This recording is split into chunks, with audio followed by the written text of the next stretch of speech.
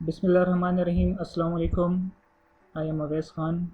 I'm a PMS officer and I am today with a new series that is on the methodology of optional and compulsory subjects.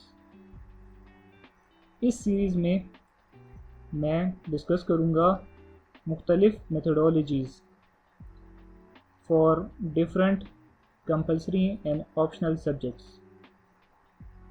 अच्छा, पहले मैं define कर लूँ कि methodology है क्या चीज़। मेथडोलॉजी से मुराद है कि आपका अप्रोच क्या होना चाहिए या मेथड क्या होना चाहिए एक ऑप्शनल या कंपलसरी सब्जेक्ट को कवर करने के लिए। इस लेक्चर में मैं आपको एस्से लिखना नहीं सिखाऊंगा, बल्कि ये बताऊंगा कि एस्से को आपने किस तरह अप्रोच करना है।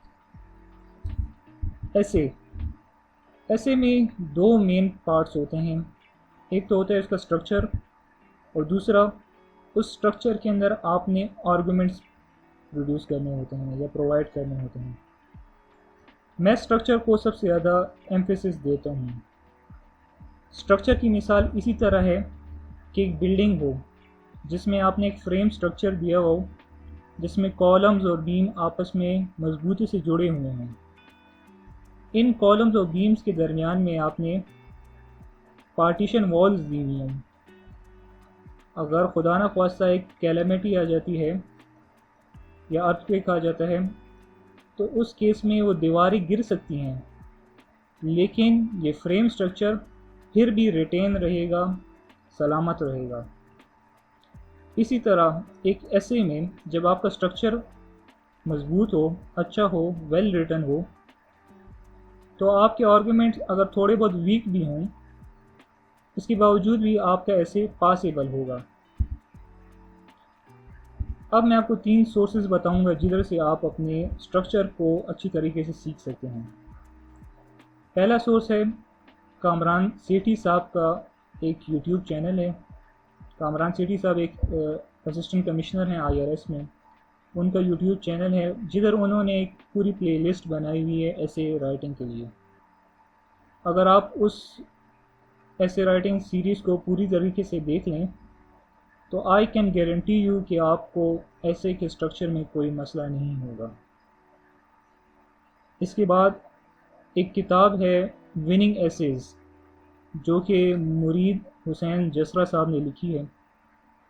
वो भी अगर आप पढ़ लें तो आपका स्ट्रक्चर राइटिंग और भी ज़्यादा मजबूत हो जाएगा। अगर इन दो लोकल सोर्सेज से आप सेटिस्फाइड ना हों तो इसके अलावा एक तीसरा सोर्स है यूनिवर्सिटी ऑफ कैलिफोर्निया। उसके मूक कोर्सेज हैं कोर्सेरा वेबसाइट के ऊपर, वो भी आप देख सकते हैं, उधर से भी आप पढ़ सकते हैं स्ट्रक्चर को।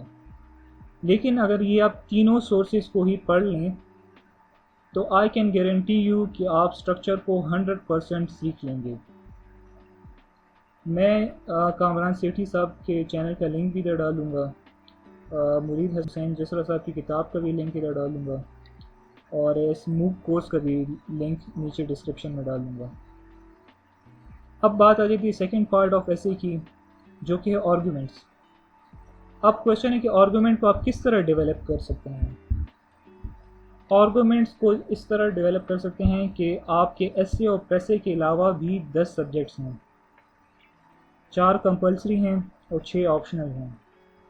जब आप इन 10 सब्जेक्ट्स को भी पढ़ेंगे, उनके लिए वेरियस किताबें पढ़ेंगे, वीडियोस देखेंगे, आर्टिकल्स पढ़ेंगे, रिसर्च पेपर्स पढ़ेंगे, तो आपके ऑटोमेटिकली आर्गुमेंट्स डेवलप होना स्टार्ट हो जाएंगे मुख्तलिफ टॉपिक्स के ऊपर।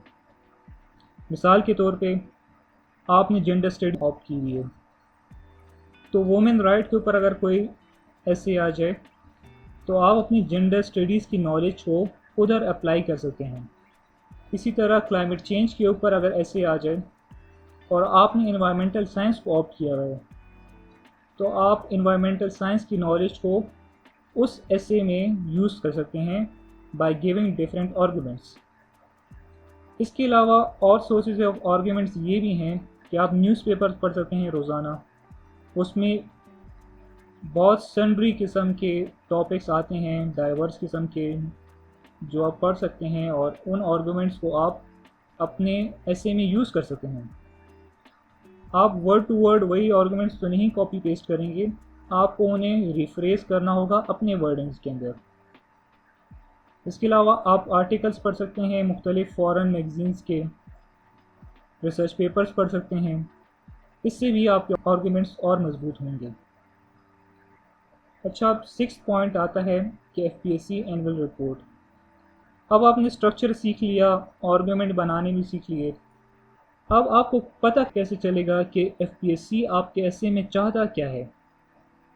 तो एफपीएससी हर साल अपनी एक एनुअल रिपोर्ट शाया करती है, जिसके अंदर पेपर चेकर्स एफपीएससी के उनके कमेंट्स होते हैं। उन कमेंट्स को आप अगर पढ़ लें तो आपको अंदाज़ा हो जाएगा कि एक एफपीएससी का पेपर चेकर एक पेपर में या ऐसे में मांगता क्या है। तो मैं रिकमेंड करूँगा जितने भी एनुअल रिपोर्ट्स आ चुके हैं एफपीएससी के, उन सबको आप गौर से क्रिटिकली पढ़ें और नोट डाउन करें कि क्या क्या गलतियां हैं जो कि एस्पिरेंट्स हर साल रिपीट करते हैं, और उन गलतियों को आप ना करने की कोशिश करें, आप उन्हें अवॉइड करने की कोशिश करें। तो ये अपने पास नोट डाउन कर लें कि क्या क्या रिक्वायरमेंट्स है एफपीएससी की। अब आखिरी पॉइंट आ गया कि आपने स्ट्रक्चर भी सीख लिया, आर्गूमेंट्स भी बनाने सीख लिए, आपको एफपीएससी की रिक्वायरमेंट भी पता लग गई है। अब आपने एसेज लिखने हैं। जितने ज़्यादा आप ऐसे लिखेंगे, जितनी प्रैक्टिस करेंगे, उतने ज़्यादा आप पेपर के दौरान आराम से ऐसे लिख पाएंगे। ऐसे मैं आपको रिकमेंड करूँगा कि हफ्ते में एक बार लिख लिया करें। अगर हफ्ते में एक बार नहीं कर सकते हैं तो महीने में कम से कम एक बार तो करना ही है, लिखना ही है किसी न किसी टॉपिक के ऊपर। लेकिन लिखने के बाद अक्सर एस्पिरेंट इस खामख्याली में शिकार हो जाते हैं कि हमने तो बहुत अच्छे ऐसे लिख लिया है, और अपने जज वो खुद ही बन जाते हैं। तो मैं रिकमेंड करूँगा कि खुद जज करने के बजाय उन्हें चाहिए कि किसी मेंटर के पास जाकर अपना काम चेक करवाएं। अब ये मेंटर दो किस्म के हो सकते हैं, एक इंग्लिश लिंग्विस्टिक का कोई टीचर, दूसरा सीएसपी या कोई पीएमएस ऑफिसर। इंग्लिश मैं रिकमेंड करूँगा आप दोनों से ही चेक करवाएं एक ही ऐसे को। इसकी रीज़न ये है कि इंग्लिश लिटरेचर का टीचर आपके पेपर को ग्रामेटिकल, सेंटेंस स्ट्रक्चर और वोकेबलरी के क्राइटेरिया से चेक करेगा कि वो आप किस हद तक इन चीज़ों में सही जा रहे हैं। लेकिन एक उसका कौन है इंग्लिश टीचर का कि उसे पता नहीं होता है कि एफपीएससी की क्या रिक्वायरमेंट है। जब आप सीएसपी या पीएमएस ऑफिसर से अपने पेपर को चेक करवाएंगे तो वो शायद आपकी ग्रामेटिकल और सेंटेंस स्ट्रक्चर और वोकेबलरी में आपकी गलतियां शायद ना निकाल सकें, लेकिन वो आपको ये बता सकेंगे कि आपका पेपर एफपीएससी के रिक्वायरमेंट पे सही उतर रहा है कि नहीं। तो इन दोनों मेंटर्स की कॉम्बिनेशन से आपका पेपर दोनों एंगल से चेक हो जाएगा। इस तरह आपको बेहतर अंदाज़ा हो जाएगा कि आपने जो ऐसे लिखा है वो ठीक है कि नहीं।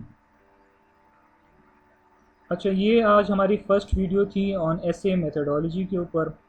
इसके बाद मैं नेक्स्ट वीडियो में किसी और सब्जेक्ट की मेथडोलॉजी को डिस्कस करूँगा। तो इसलिए हमारे चैनल को लाइक एंड सब्सक्राइब करें ताकि आपको इन्फॉर्मेशन मिले जब भी नई वीडियो अपलोड करें। अल्लाह हाफिज़।